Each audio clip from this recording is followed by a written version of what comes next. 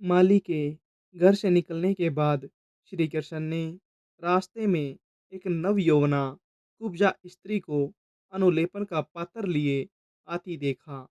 तब श्री कृष्ण ने उससे विलासपूर्वक कहा, अई कमल लोचने, तू सच सच बता, यह अनुलेपन किसके लिए ले जा रही है? भगवान कृष्ण के कामुक पुरुष की भांति इस प्रकार पूछने पर अनुरागिनी कुब्जा ने उनके दर्शन से हठात आकर्षित हो अति ललित भाव से इस प्रकार कहा, हे कांते, क्या आप मुझे नहीं जानते? मैं अनेक वक्रा नाम से विख्यात हूँ। राजा कंस ने मुझे अनुलेपन कार्य में नियुक्त किया है। राजा कंस को मेरे अलावा और किसी का पिसा हुआ उबटन पसंद नहीं है। अतः मैं उनकी अत्यंत कृपा पात्री हूँ। श्री कृष्ण बोले, यह सुंदर सुगंधमय अनुलेपन तो राजा के ही योग्य है। हमारे शरीर के योग्य भी कोई अनुलेपन हो तो दो। यह सुनकर कुब्जा ने कहा, लीजिए। और फिर उन दोनों को आदरपूर्वक उनके शरीर योग्य चंदन आदि दिए। उस समय वे दोनों पुरुष श्रेष्ठ कपोल आदि अंगों में पत्र रचना विधि से यथावत अनुलिप्त होकर इंद्रधनुष युक्त श्याम और श्वेत मेघ के समान सुशोभित हुए।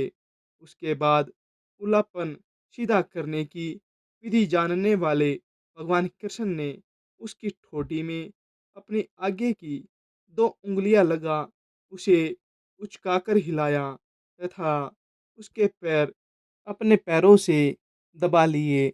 इस प्रकार श्री केशव ने उसे रजुकाय सीधे शरीर वाली कर दिया।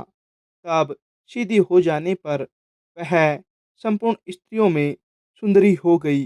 तब वह श्री गोविंद का पल्ला पकड़कर अंत गर्भित प्रेम भार से अलसाई हुई विलास ललित वाणी में बोली, आप मेरे घर चलिए। उसके ऐसा कहने पर श्री कृष्ण ने उस कुब्जा से, जो पहले अनेकों अंगों से टेढ़ी थी परंतु अब सुंदरी हो गई थी, बलराम जी के मुंह की तरफ देखकर हंसते हुए कहा, हाँ, तुम्हारे घर भी आऊंगा। ऐसा कहकर श्री हरि ने उसे मुस्कुराते हुए विदा किया और बलभद्र के मुख की तरफ देखते हुए जोर जोर से हंसने लगे। तदंतर पत्र रचना आदि विधि से अनुलिप्त तथा चित्र विचित्र मालाओं से सुशोभित राम और कृष्ण क्रमशः नीलांबर और पीतांबर धारण किए हुए यज्ञशाला तक आए। वहां पहुंचकर उन्होंने यज्ञरक्षकों से उस यज्ञ के उद्देश्य स्वरूप धनुष के विषय में पूछा और उनके बतलाने पर श्री कृष्ण उसे सहसा उठाकर उस पर प्रत्यंचा यानी डोरी चढ़ाने लगे। उस पर बलपूर्वक प्रत्यंचा चढ़ाते समय वह धनुष टूट गया। उस समय उसने ऐसा घोर शब्द किया कि उससे संपूर्ण मथुरापुरी गूंज उठी। तब धनुष टूट जाने पर उसके रक्षकों ने उन पर आक्रमण किया। उस रक्षक सेना का संहार कर वे दोनों बालक यज्ञशाला से बाहर आए। तदनंतर अक्रूर के आने का समाचार पाकर तथा उस महान धनुष को भगन हुआ सुनकर कंस ने चाणूर और मुष्टिक से कहा, यहाँ दोनों गोपाल बालक आ गए हैं। वे मेरा प्राण हरण करने वाले हैं। अतः तुम दोनों मल्ल युद्ध से उन्हें मेरे सामने मार डालो। यदि तुम मल्ल युद्ध में उन दोनों का विनाश करके मुझे संतुष्ट कर दोगे तो मैं तुम्हारी समस्त इच्छाएं पूर्ण कर दूंगा। मेरे इस कथन को तुम मिथ्या न समझना। तुम न्याय से अथवा अन्याय से मेरे इन महाबलवान अपकारियों को अवश्य मार डालो। उनके मारे जाने पर यह सारा राज्य हमारा और तुम दोनों का बराबर का होगा। मल्लों को इस प्रकार आज्ञा दे। कंस ने अपने महावत को बुलाया और उसे आज्ञा दी कि तू कोल्यापीड़ हाथी को मल्लों की रंगभूमि के द्वार पर खड़ा रख, और जब वे गोप कुमार युद्ध के लिए यहाँ आवे, तो उन्हें इससे नष्ट करा दे। इस प्रकार उसे आज्ञा देकर और समस्त सिंहासनों को यथावत रखे देखकर जिसकी मृत्यु पास आ गई है, वह कंस सूर्योदय की प्रतीक्षा करने लगा। प्रातःकाल होने पर समस्त मंचों पर नागरिक लोग और राजमंचों पर अपने अनुचरों के सहित राजा लोग बैठे। तदंतर रंगभूमि के मध्य भाग के समीप कंस ने युद्ध प्रेक्षकों को बैठाया और फिर स्वयं आप भी एक ऊंचे सिंहासन पर बैठा। वहां अंतपुर की स्त्रियों के लिए पृथक मचान बनाए गए थे, तथा मुख्य मुख्य वारांगनाओं और नगर की महिलाओं के लिए भी अलग अलग मंच थे। कुछ अन्य मंचों पर नंदगोप आदि गोपगण बैठाए गए थे, और उन मंचों के पास ही अक्रूर और वासुदेव जी बैठे थे। नगर की नारियों के बीच में, चलो अंतकाल में ही सही पुत्र का मुख तो देख लूंगी, ऐसा विचार कर पुत्र के लिए मंगल कामना करती हुई देवकी जी बैठी थी। तदंतर जिस समय तुर्य आदि के बजने तथा चाणूर के अत्यंत उछलने और मुष्टिक के ताल ठोकने पर दर्शकगण हाहाकार कर रहे थे, गोपी वेशधारी वीर बालक बलभद्र और कृष्ण कुछ हंसते हुए रंगभूमि के द्वार पर आए। वहां आते ही महावत की प्रेरणा से कुविल्यापिड नामक हाथी उन दोनों गोप कुमारों को मारने के लिए बड़े वेग से दौड़ा। उस समय रंगभूमि में महान हाहाकार मच गया, तथा बलदेव जी ने अपने अनुज कृष्ण की तरफ देखकर कहा, इस हाथी को शत्रु ने ही प्रेरित किया है, अतः इसे मार डालना चाहिए। ज्येष्ठ भ्राता बलराम के ऐसा कहने पर शत्रुसूदन श्री श्याम सुंदर ने बड़े जोर से सिंहनाद किया। फिर केसी का वध करने वाले भगवान श्री कृष्ण ने बल में ऐरावत के समान उस महाबली हाथी की सूंड अपने हाथ से पकड़कर उसे घुमाया। भगवान कृष्ण यद्यपि संपूर्ण जगत के स्वामी हैं, तथापि उन्होंने बहुत देर तक उस हाथी के दांत और चरणों के बीच में खेलते खेलते अपने दाएं हाथ से उसका बायां दांत उखाड़कर उससे महावत पर प्रहार किया। इससे उसके सिर के सैकड़ों टुकड़े हो गए। उसी समय बलभद्र ने भी क्रोधपूर्वक उसका दायां दांत उखाड़कर उसके आसपास खड़े हुए महावतों को मार डाला। तदंतर महाबली रोहिणी नंदन ने रोषपूर्वक अति वेग से उछलकर उस हाथी के माथे पर अपनी बाईं लात मारी। इस प्रकार वह हाथी बलभद्र द्वारा लीलापूर्वक मारा जाकर इंद्रवज्र से आहत पर्वत के समान गिर पड़ा। तब महावत से प्रेरित कुबेलापीड़ को मारकर उसके मद और रक्त से लथपथ राम और कृष्ण उसके दांतों को लिए हुए गर्वयुक्त लीलामयी चितवन से निहारते उस महान रंगभूमि में इस प्रकार आए, जैसे मृग समूह के बीच में सिंह चला जाता है। उस समय महान रंगभूमि में बड़ा कोलाहल होने लगा, और सब लोगों में ये कृष्ण है, ये बलभद्र है, ऐसा विस्मय छा गया। वे कहने लगे, जिसने बालघातिनी घोर राक्षसी पुतना को मारा था, सकट को उलट दिया था और यमला अर्जुन को उखाड़ डाला था, वह यही है। जिस बालक ने कालिया नाग के ऊपर चढ़कर उसका मान मर्दन किया था और 7 रात्रि तक महापर्वत गोवर्धन को अपने हाथ पर धारण किया था, वह यही है। जिस महात्मा ने अरिष्ट असुर, दैनिक असुर और केसी आदि दुष्टों को लीला से ही मार डाला था, देखो वह अच्युत यही है। ये इसके आगे इनके बड़े भाई महाबाहु बलभद्र हैं, जो बड़े लीलापूर्वक चल रहे हैं। ये स्त्रियों के मन और नैनों को बड़ा ही आनंद देने वाले हैं। पुराण व्यर्थवेता विद्वान लोग कहते हैं कि ये गोपाल जी डूबे हुए यदुवंश का उद्धार करेंगे। ये सर्वलोक में और सर्वे कारण भगवान विष्णु के ही अंश है। इन्होंने पृथ्वी का भार उतारने के लिए ही भूमि पर अवतार लिया है।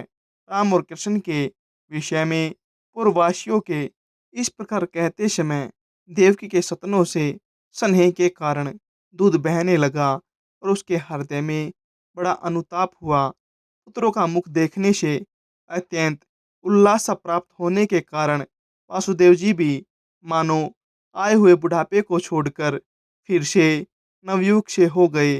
राजा के अंतपुर की स्त्रियां तथा नगर निवासिनी महिलाएं भी उन्हें एकटक देखते देखते न थकी। वे आपस में कहने लगी, अरे सखी, अरुण नयन से युक्त श्री कृष्ण का अति सुंदर मुख तो देखो, जो कोयलापीड़ के साथ युद्ध करने के परिश्रम से स्वेद बिंदु पूर्ण होकर हिमकण सिंचित शरतकालीन और फूल कमल को लज्जित कर रहा है। अरे, इसका दर्शन करके अपने नेत्रों का होना सफल कर लो। एक स्त्री बोली, हे भामिनी, इस बालक का यह परम तेजस्व वक्षस्थल तथा शत्रुओं को पराजित करने वाली दोनों भुजाएं तो देखो। दूसरी, अरे, क्या तुम नीलांबर धारण किए इस दुग्ध चंद्र अथवा कमल नाल के समान सुबर वर्ण बलदेव को आते हुए नहीं देखती हो? तीसरी, अरे सखियों, अखाड़े में चक्कर देकर घूमने वाले चाणूर और मुष्टिक के साथ क्रीड़ा करते हुए बलभद्र तथा कृष्ण का हंसना तो देखो। चौथी, हाय सखियों, देखो तो, चाणूर से लड़ने के लिए ये हरि आगे बढ़ रहे हैं। क्या इन्हें छुड़ाने वाले कोई भी बड़े बूढ़े यहाँ नहीं है? कहाँ तो यौवन में प्रवेश करने वाले सुकुमार शरीर श्याम, और कहाँ वज्र के समान कठोर शरीर वाला यह महान असुर। ये दोनों नवयुवक तो बड़े ही सुकुमार शरीर वाले हैं, किंतु इनका प्रतिपक्षी ये चाणूर आदि दैत्य मल अत्यंत दारुण है। मलयुद्ध के प्रेक्षक गणों का यह बहुत बड़ा अन्याय है, जो वे मदसत होकर भी इन बालक और बलवान मल्लों के युद्ध की उपेक्षा कर रहे हैं। नगर की स्त्रियों के इस प्रकार वार्तालाप करते समय भगवान कृष्ण अपनी कमर कसकर उन समस्त दर्शकों के बीच में पृथ्वी को कंपायमान करते हुए रंगभूमि में कूद पड़े। श्री बलभद्र जी भी अपने भुजदंडों को ठोकते हुए अति मनोहर भाव से उछलने लगे। उस समय उनके पैर से पृथ्वी नहीं फटी। यह बड़ा आश्चर्य है। तदंतर अमित विक्रम कृष्ण चाणूर के साथ और द्वंद्व युद्ध में कुशल राक्षस मुष्टिक बलभद्र के साथ युद्ध करने लगे। श्री कृष्ण चाणूर के साथ आपस में भिड़कर नीचे गिराकर उछालकर घूसे और वज्र के समान कोहनी मारकर पैरों से ठोकर मारकर तथा एक दूसरे के अंगों को रगड़कर लड़ने लगे। उस समय उनमें महान युद्ध होने लगा।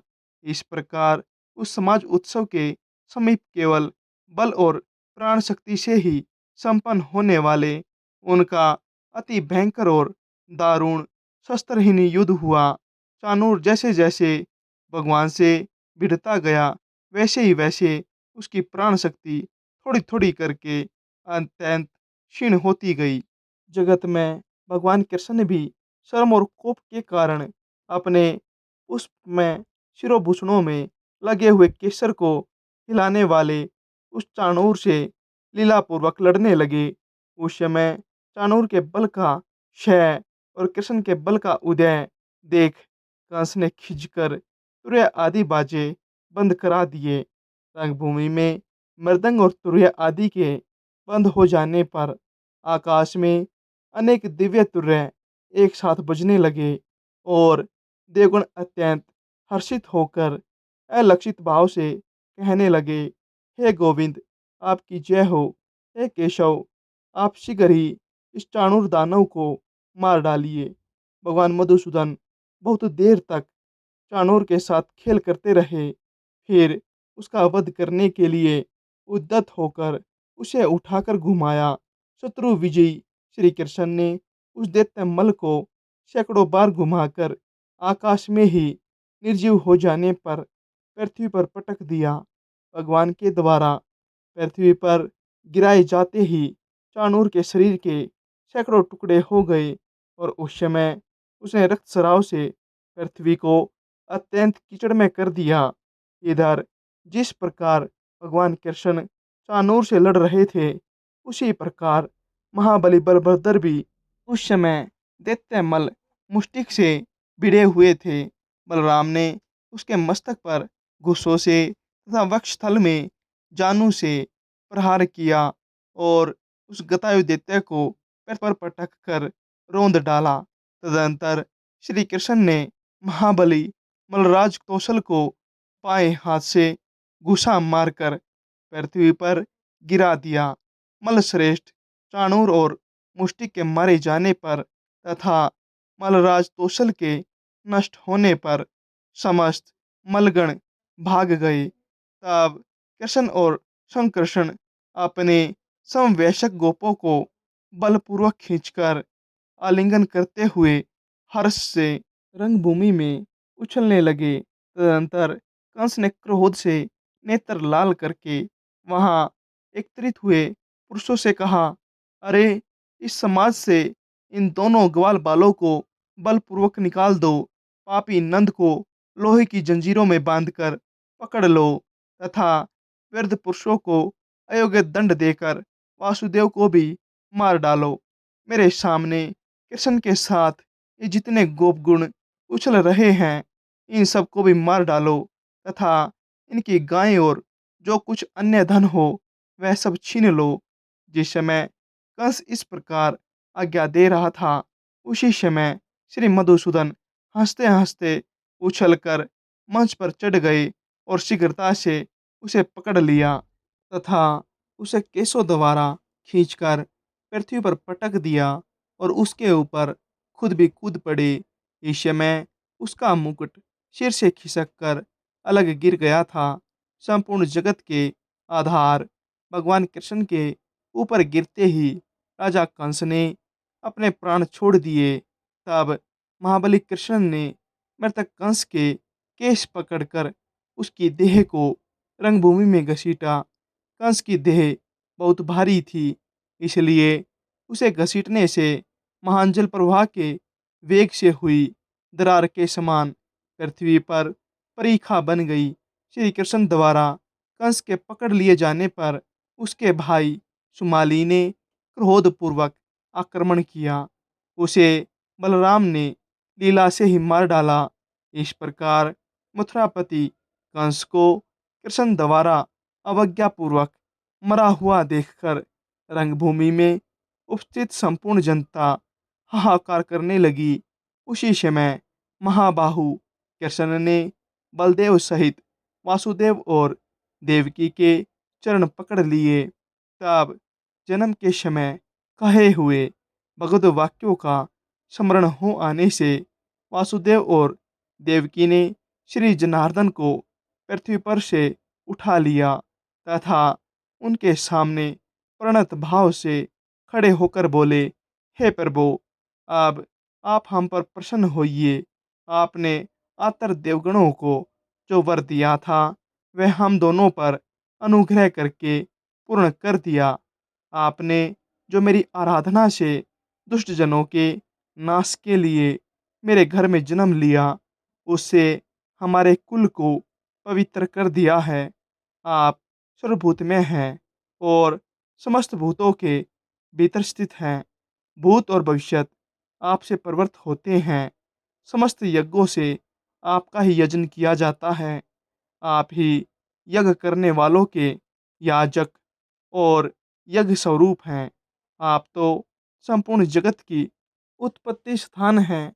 आपके प्रति पुत्र वात्सल्य के कारण जो मेरा और देवकी का चित्त भ्रांति युक्त हो रहा है, यह बड़ी हंसी की बात है। आप आदि और अंत से रहित हैं तथा समस्त प्राणियों के उत्पत्ति करता है। ऐसा कौन मनुष्य है जिसकी जीवा आपको पुत्र कहकर संबोधन करेगी।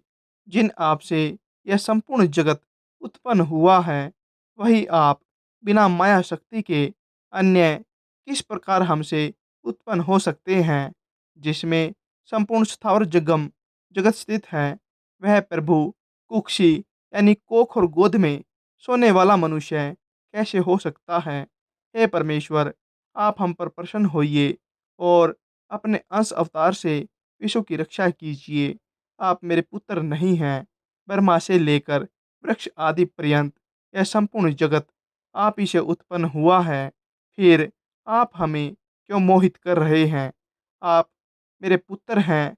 इस माया से मोहित होकर मैंने कंस से अत्यंत भय माना था और उस शत्रु के भय से ही मैं आपको गोकुल ले गया था। आप वहीं रहकर इतने बड़े हुए हैं, इसलिए अब आप में मेरी ममता नहीं रही है। अब तक मैंने आपके ऐसे अनेक कर्म देखे हैं, जो रुद्र, मरुदगण, अश्विनी कुमार और इंद्र के लिए भी साध्य नहीं है। अब मेरा मोह दूर हो गया है। मैंने निश्चयपूर्वक जान लिया है कि आप साक्षात श्री विष्णु भगवान ही जगत के उपकार के लिए प्रकट हुए हैं।